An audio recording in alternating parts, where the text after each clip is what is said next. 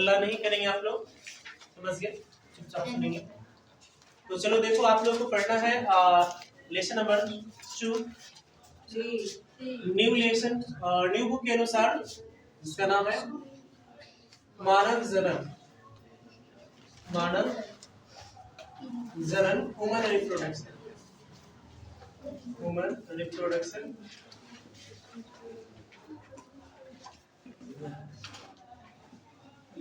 समझ गए। तो सबसे पहले हम लोग जानेंगे कि जो रिप्रोडक्शन क्या होता है यानी जनन क्या होता है, समझ गए। तो सबसे पहले देखो मानव तो जान ही रहे सब लोग कि मानव क्या होता है। रिप्रोडक्शन, री मतलब क्या होता है पुनः यानी बार बार, क्या था री करो रिप्लाई करो तो बार बार, प्रोडक्शन मतलब उत्पादन, मतलब क्या जिसका बार बार उत्पादन हो उसे क्या बोलते हैं रिप्रोडक्शन। अर्थात कह सकते हैं कि वैसा जीव जो अपने जैसी संतति को जन्म देती है और अपने जाति के अस्तित्व को बनाए रखती है उसे क्या कहते हैं जनन, जनन कहते हैं। बात समझ में, ये हमने पहले ही पढ़ा है, आप लोग पहला लेसन भी पढ़े, सेकंड भी पढ़े और ये तीसरा लेसन भी आप पढ़ रहे हैं। अब हम लोग देखेंगे इस लेसन में मेनली हमें पढ़ना क्या है, समझे ना। मेनली हम लोग पढ़ेंगे इसमें मानव जनन के बारे में। तो मानव जनन में क्या आता है आपका मेल रिप्रोडक्टिव सिस्टम यानी कि नर जनन, मादा जनन। इसमें किस तरह से होता है मानव में जनन वो जानिए सबसे पहले।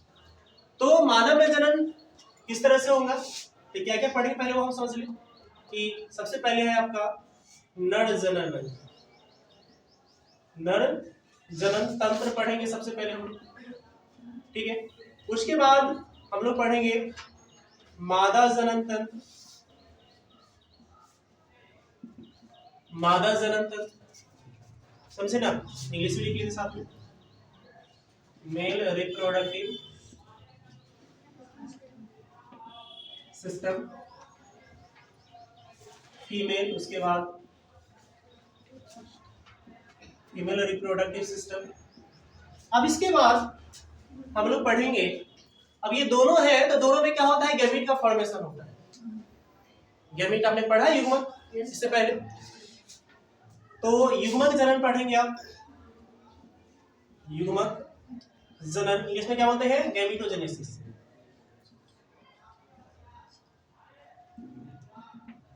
बात समझ में, गैमीटोजेनेसिस। अब गैमीट का फॉर्मेशन दोनों में होता है, मेल में भी होता है फीमेल में भी होता है, मेल गैमीट भी होता है और फीमेल गैमीट भी होता है। तो सिंबल तो जान ही रहे हैं, ये मेल का सिंबल होता है तो मेल गैमीट,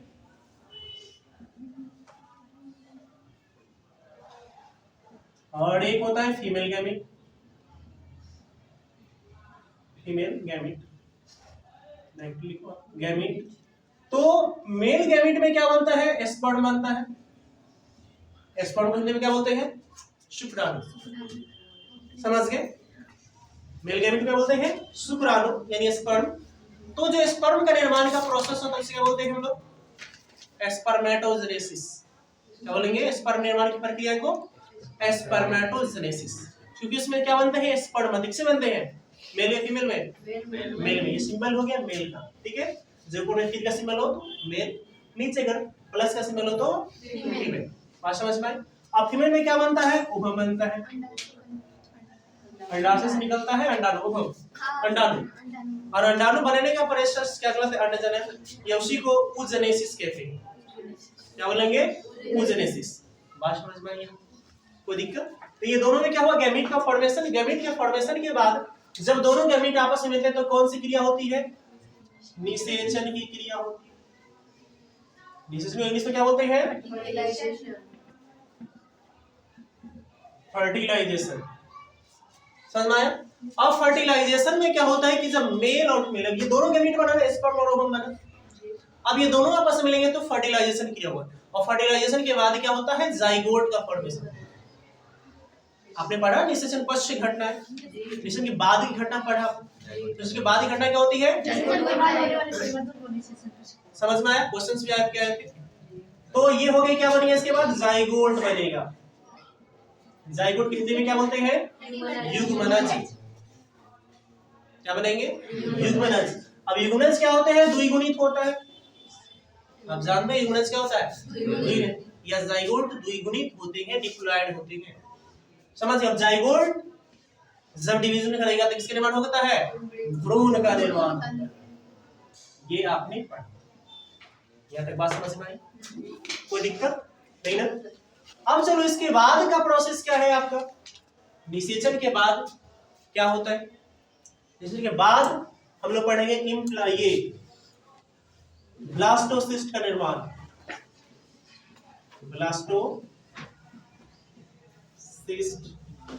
का निर्माण, formation of blastocyst, formation of blastocyst. समझ में आया? अब ये ब्लास्टोसिस्ट क्या होता है? तो भ्रूण के जब बनज आता है तो उसमें क्या होता है? परिवर्तन होता है, एक कोशिका, दो कोशिका, 2 से 4 कोशिका, 4 से 8, 8 से 16, 16 से 32, इस तरह से सेल्स बनती है, डिवीजन करती है। समझ गए? और बनने के बाद क्या होता है? इसका इम्प्लांटेशन हो जाता है। तो इम्प्लांटेशन होता है क्या? आरोपण, नाम है प्लांट, प्लांट होता है आरोपना। तब ये जो भ्रूण बन गए तो छोटे छोटे स्पोर्ट्स बन गए, इसके क्या होगा? डिवीजन करेगा। समझ गए? भ्रूण, और डिवीजन करने के बाद क्या होता है? इम्प्लांटेशन यानी आरोपण हो, आरोपण यानी रोपित हो, इम्प्लांटेशन, इम्प्लांटेशन। बात समझ में आई? इम्प्लांटेशन यानी आरोपित हो गया। अब आरोपित होगा तो कहाँ आरोपित होगा? तो गर्भाशय में। तो मैं गर्भाशय के अंदर क्या होगा? रोपित हो गया। अब रोपित होने के बाद ये कितने महीने तक जेस्टेशन पीरियड होता है? जेस्टेशन, जेस्टेशन, जेस्टेशन पीरियड, ये इंग्लिश वर्ड ही है, समझ गए? अब जेस्टेशन पीरियड जो होता है इसमें क्या होता है? जब रोपित हो गया तो जेस्टेशन के बाद क्या बनेगा? बच्चा तो वहां पे रोपित हो गया, जो भ्रूण है रोपित। अब उसको क्या चाहिए? पोषण चाहिए। तो पोषण कहां से लेंगे? तो पोषण करने के लिए क्या होगा? उसमें प्लासेंटा का फॉर्मेशन होगा। समझ में आया? प्लासेंटा यानी कि इसके बाद क्या बनेगा? प्लासेंटा। प्लासेंटा यानी प्लासेंटा क्या बोलते हैं हिंदी में? अपड़ा बोलते हैं। अपड़ा का निर्माण होगा। समझ गए? और ये अपड़ा से निर्माण हुआ, इसके बाद क्या हुआ? गैस्ट्रुलेशन का प्रोसेस होगा। Gastrulation, gastrulation. अब गैस्ट्रुलेशन क्या होता है? जनन परत होता है, 3 जर्मिनल लेयर होता है। ये 3 तरह के लेयर्स होते हैं, एक्टोडर्म, एंडोडर्म, मेसोडर्म। और यही 3 लेयर से क्या होता है कि बच्चे का शारीरिक अंगों का विकास होता है। अब किसी का जैसे हार्ट का फॉर्मेशन हो, सबसे पहले कौन सा अंग बनता है? हार्ट बनता है। आपसे पूछा जाता है क्वेश्चन, समझ में आया ना? कि बच्चों में सबसे पहले कौन सा अंगों का विकास होता है? तो हार्ट के निर्माण। समझ गए? तो इस तरह से जो 9 मंथ का पीरियड होता है, समझ गए, जो गर्भकाल होता है, उसमें सब अंगों का निर्माण होता है। और उन सब अंगों का निर्माण कौन करता है? ये गैस्ट्रुलेशन करता है। गैस्ट्रुलेशन की 3 जनन परत करती है। कौन कौन सा? एक्टोडर्म, एंडोडर्म और मेसोडर्म। ये तीनों लेयर्स निर्माण करती है। समझ में आया? तो गर्भकाल कितने महीने का होता है? 9 महीने का होता है। अब 9 महीना कोई 7 डेज कहेगा या 10 दिन कहेगा। 9 महीना 7 से 10 दिन का गर्भकाल होता है। सप्ताह में पूछेगा तो कितना सप्ताह का होता है? सप्ताह में जो होता है वह 40 सप्ताह का होता है। समझ में आया? कितने सप्ताह का होगा? 40 सप्ताह का होता है। समझ में आया? कोई दिक्कत? और दिन में बोलेगा तो 280, 270 से 280 दिन क्या है? समझ में आया ना? तो ये होती है उसकी पीरियड। अब इसके बाद क्या होगा? डिलीवरी यानी प्रसव, प्रसव की क्रिया हो। समझ में आया? प्रसव यानी डिलीवरी। 9 महीने जब पूर्ण गए बच्चे के तो डिलीवरी होती है। अब क्या होता है? 1-2 सप्ताह आगे पीछे भी होता है। डिलीवरी में क्या होता है? 1-2 सप्ताह पहले भी हो सकता है, 1-2 सप्ताह बाद भी होता है। आप जब भी देखिएगा अल्ट्रासाउंड जो रिपोर्ट होता है उसमें लिखा हुआ रहता है ±1-2 वीक्स। समझ में आया? तो ये प्रसव क्रिया होगी। प्रसव के बाद क्या होगा? दुग्ध श्रवण, लैक्टेशन का प्रोसेस होगा। दुग्ध श्रवण, बात समझ में आई? जब जो माँ है बच्चे को जन्म दे देती है तो स्तन ग्रंथि में क्या होता है? दुग्ध निकलना शुरू हो जाता है, प्रारंभ होता है। समझ में आया? और उस दुग्ध में क्या होता है? प्रोलैक्टिन की मात्रा होती है, जो जन्म के 1 घंटे बाद बच्चे को दूध पिलाना चाहिए। कई लोग तो 1-1 दिन 2-2 दिन नहीं पिलाते, वो अलग, सबकी मान्यता अलग अलग होती है। लेकिन ये कहती है साइंस कि बच्चे को जन्म के 1 घंटे बाद दूध पिलाना चाहिए। इससे क्या होता है? बच्चे की माइंड तेज होती है, उसमें रोग प्रतिरोधक क्षमता जो है वो बढ़ जाती है, क्योंकि इसमें क्या होता है, IgA एंटीबॉडी होती है। आपसे पूछा है, क्वेश्चन भी आता है कि माँ के दूध में कौन सा एंटीबॉडी होता है, तो माँ के दूध में कौन सा एंटीबॉडी होता है, IgA। इसका फुल फॉर्म क्या होता है, इम्यूनोग्लोबिन एंटीबॉडी। समझ में आया, IgA एंटीबॉडी होती है। यहां तक बात समझ में आई, कोई दिक्कत नहीं ना? तो चलो हम लोग देखेंगे। चलिए एक चीज यहाँ पे और समझ लीजिए, यहाँ पे एक और प्रोसेस होता है, इंसेमिनेशन का होता है। सबसे पहले इंसेमिनेशन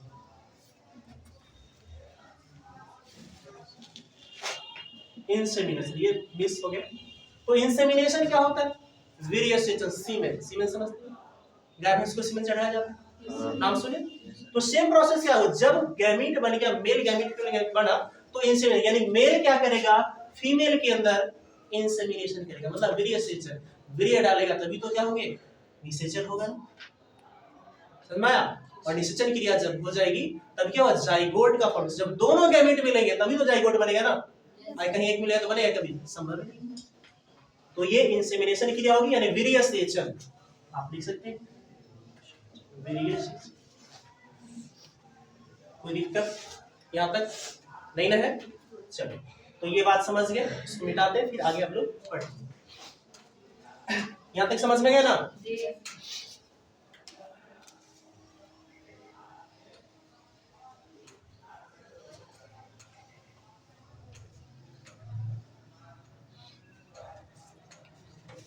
चलो, तो अब पढ़ेंगे आप लोग नर जनन अंग के बारे में।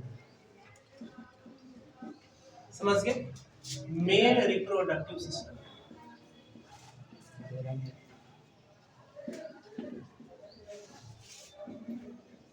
नर जनन तंत्र। चलो, तो हम लोग समझते हैं कि नर जनन तंत्र क्या होता है। नर यानी समझते हैं मेल, पुरुष, मेल यानी पुरुष, मतलब लड़कों के बारे में हम पढ़ेंगे। कोई दिक्कत नहीं ना है? अब सबसे पहले समझो कि जो नर जनन तंत्र होता है वो कहाँ स्थित होता है। तो नर जनन तंत्र जो है वो कहाँ स्थित होती है, श्रोणी गुहा में। श्रोणी गुहा, इंग्लिश में क्या बोलते हैं इसको, पैल्विक कैविटी। पैल्विक कैविटी, अब पैल्विक कैविटी कहाँ होता है, श्रोणी गुहा, उदर गुहा के बाहर दोनों जंघाओं के बीच का जो पार्ट होता है इसको क्या बोला जाता है, श्रोणी गुहा बोला जाता है। जैसे फिगर में भी हमने बताया था आपको, शायद पूरे फिगर से ही देख लो, माना लेके बना लो, इस तरह से बना लो, ठीक है।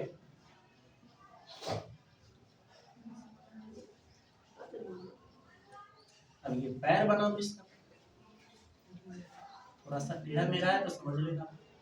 तो यह जो पार्ट, जैसे कि फ्री कैविटीज हमारे पास होते हैं बोले, तो ये जो सीने का पार्ट है उसका कौन सा, इसको वक्ष गुहा बोलते हैं, इसको वक्ष गुहा। ये पेट का पार्ट है, उदर गुहा हो गया,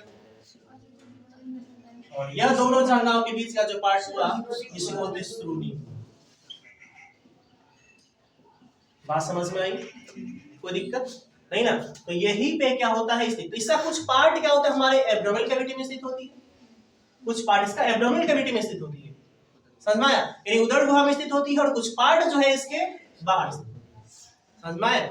अब इसको इस आधार पे इसको दो भाग बांटे जाते हैं। तो मेल जो रिप्रोडक्टिव सिस्टम्स हो गए, समझ गए ना?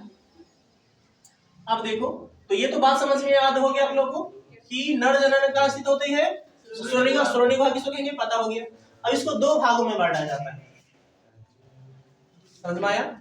एक जो होता है वो क्या होता है आपका, प्राथमिक लैंगिक अंग होता है, प्राथमिक लैंगिक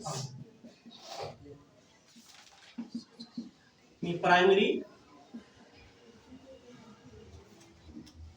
सेक्स ऑर्गन या प्राइमरी रिप्रोडक्टिव ऑर्गन्स भी आप लिख सकते हो, समझ गए। और ये सेकेंडरी,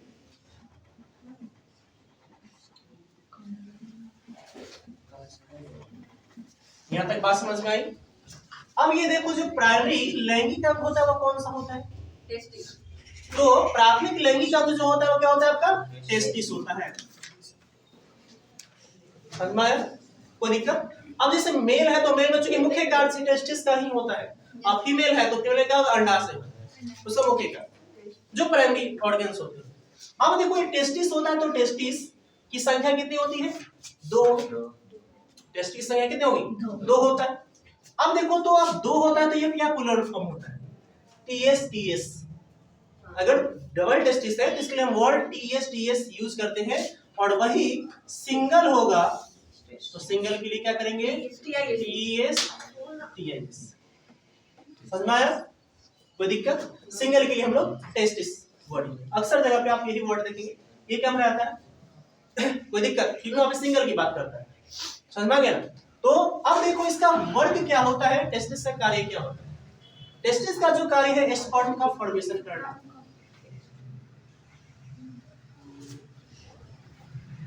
स्पर्म का फॉर्मेशन करना मतलब क्या करना? शुक्राणुओं का निर्माण करना। समझ आया? फिर उसके बाद यह क्या करेगा? हार्मोन का फॉर्मेशन। हार्मोन का फॉर्मेशन। अब ये हार्मोन्स कौन कौन सा होता है? तो हार्मोन्स होता है एंड्रोजन है, टेस्टोस्टेरोन, टेस्टोस्टेरोन हो ये हार्मोन्स। फिर डाइहाइड्रोटेस्टोस्टेरोन। अब यही हार्मोन्स है जिस हार्मोन्स की वजह से क्या होता है कि लड़कों में परिवर्तन होता है, जो मानसिक संवेदना है वो परिवर्तन होते हैं, या दाढ़ी मूंछ होगा, लैंगिक लक्षणों में बदलाव जो होते हैं, ये सब कुछ हार्मोन की वजह से, टेस्टोस्टेरोन की वजह से। तो ये भी याद रखना है कि नर हार्मोन किसे कहा जाता है? टेस्टोस्टेरोन को कहा जाता है। बात समझ में आई? कोई दिक्कत? एंड्रोजन आपकी क्या है? टेस्टोस्टेरोन, ये नर हार्मोन ही है। तो ये आपको याद रखना चाहिए। विशेष डिटेल्स हम लोग पढ़ेंगे एक एक करके सारे बारे में, फिर हम देखेंगे ये द्वितीयक लैंगिक क्या होता है। यहाँ तक समझ में आ गया आप लोगों को? कोई दिक्कत? अब चलो, अब सेकेंडरी सेक्स ऑर्गन जो है वो कौन कौन सा है? तो सेकेंडरी सेक्स ऑर्गन को भी बांटा जाता है। तो क्या होता है? बाह्य जननांग होता है सबसे पहले, बाह्य जननांग यानी एक्सटर्नल जेनिटल।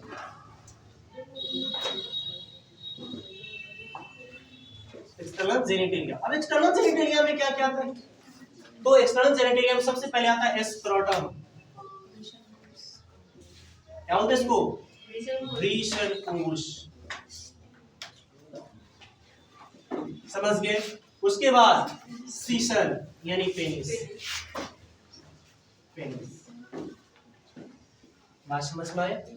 अब ये स्क्रोटम हो गया जो बाह्य दरगाह के बाहर श्रोणि गुहा में मांस यानी थैली जैसी संरचना होती है, स्क्रोटम।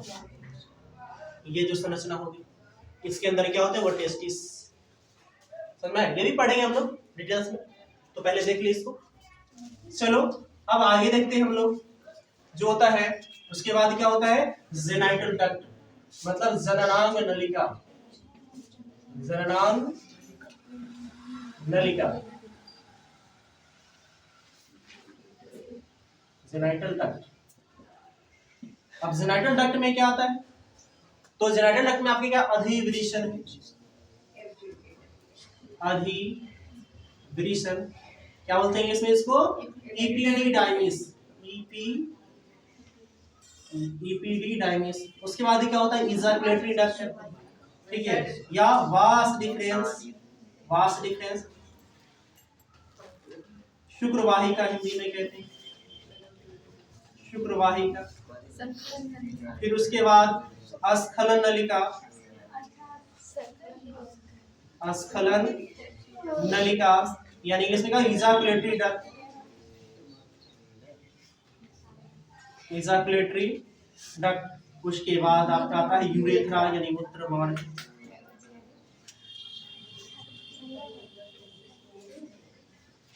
बात समझ में आई? ये सब क्या है? डक्ट है। डक्ट मतलब क्या होता है? नलिका, यानी नली के फॉर्म में जो होता है अधिवृषण, ये हाई लिक्विड होता है जिसके अंदर क्या होता है? स्पर्म स्टोर्ड होता है। अब ये निकलने का ये सब माध्यम से क्या होगा? सब निकलता है। समझे? उसके बाद होता है एसेसरी ग्लैंड यानी सहायक ग्रंथियां। सहायक ग्रंथियां, एसेसरी ग्लैंड, एसेसरी ग्लैंड। अब ये देखो, अब एसेसरी ग्लैंड में क्या क्या आता है, जो सहायक ग्रंथियां हैं उसमें क्या क्या आती है। तो सहायक ग्रंथियां में आता है, सबसे पहले कहते हैं seminal vesicles, seminal vesicles, seminal vesicles, समझ गए। उसके बाद क्या आता है,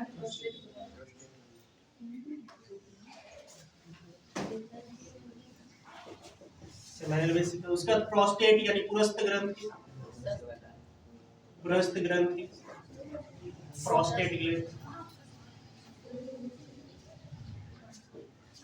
उसके बाद जो आता है आपका वल्गोयूरेथ्रल ग्लैंड या काउपर ग्रंथि, काउपर ग्रंथि, ये वल्गो, ठीक है, इसको इंग्लिश में ही काउपर कहा जाता है, COW, समझ गए। ये इसका दूसरा नाम होता है वल्गोयूरेथ्रल ग्रंथि।